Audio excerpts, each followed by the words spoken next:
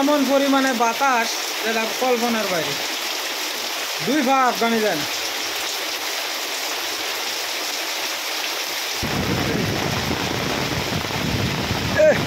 অবস্থা কি বাতাস রে, বৃষ্টি লাগে কিছু দেওয়া যাইতেছে না।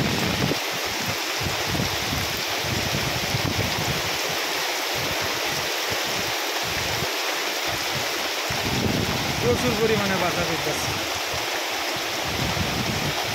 কিচ্ছু দেওয়া যায় না।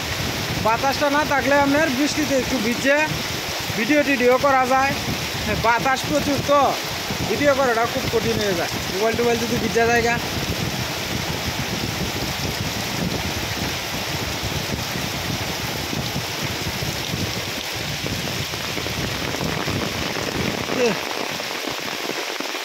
একটু আগের চেয়ে একটু ঠান্ডা হয়েছে মনে হইতেছে।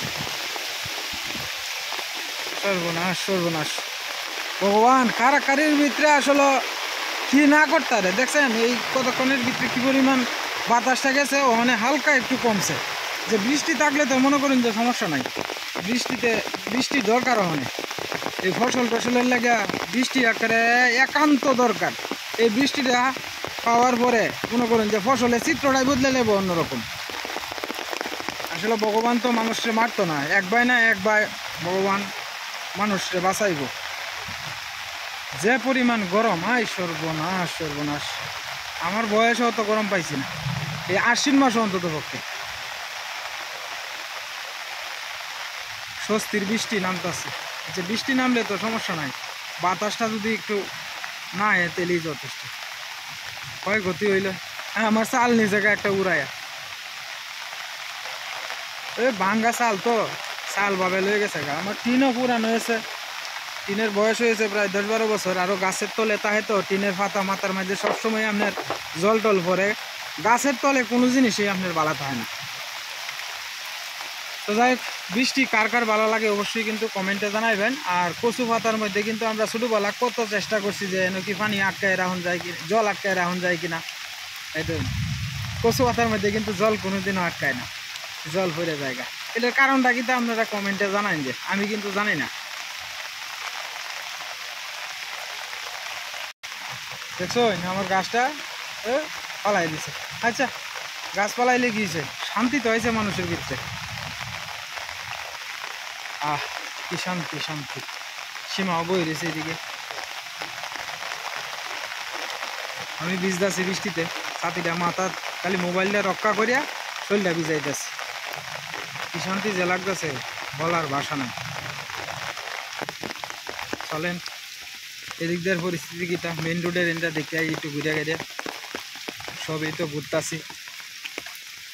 আমার বৃষ্টি আইলে খুব ভালো লাগে। আমার বৃষ্টিতে মনে করুন যে বৃষ্টির মধ্যে কিন্তু আপনার ওই মাছ টাছ ধরে বালা।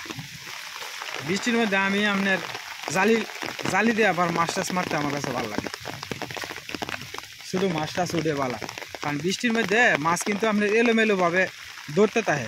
যেন ওই কেউ দিবেন এন ওই মোটামুটি মাছ থাকলে বালা মাছ আপনার। এই যে দেখুন এই ক্ষেতের আইলটার মধ্যে একা রয়েছি, গরম ফাপ বাড়িতেছে। একেবারে এদিকে একটা ঠান্ডা বরফ হয়েছে। দেখেন কেমন সুন্দর দেখা যাইতেছে গ্রামটা।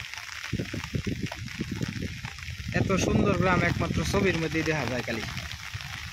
চারিদিক দিয়ে সবুজ ফসল, মাঝখানে কয়টা বাড়ি, আবার এইদিকে আবার সবুজ ফসল, এইদিকে 2টা বাড়ি। আমাকে অজিত লালা এসছে, অজিত নাল হ্যাঁ। আমি মোহনগঞ্জে গেছি বেটা, ভিজা গেছি একেবারে ইয়েতে গ্রামে। মোহনগঞ্জে টাউনের হতো পরে দেখি তোর ইয়ে আমরা চাচা বাইস্তা মিলিয়া কি করতেছি, বৃষ্টিতে উপভোগ করতেছি আর কি। আমার ভোলা ভান্ডে ডাক দিছি না, এটির আবার ঠান্ডা লাগিয়ে ছাতি ধরে রাখতার তো না, কারণ বাতাস তো বেশি, ছাতি উল্টায় লই যেতে যাওয়ানোর সম্ভাবনা আছে বেশি। ভালো লাগতেছে না, স্বস্তির জীবন ফিরে পাইলাম।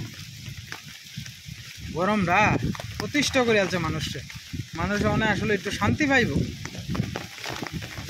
জায়গা এলা বাড়ির দিকে ভিজলাম অনেকক্ষণ, জট্টর আইব আমি পরে এলে তো সংসার অচল।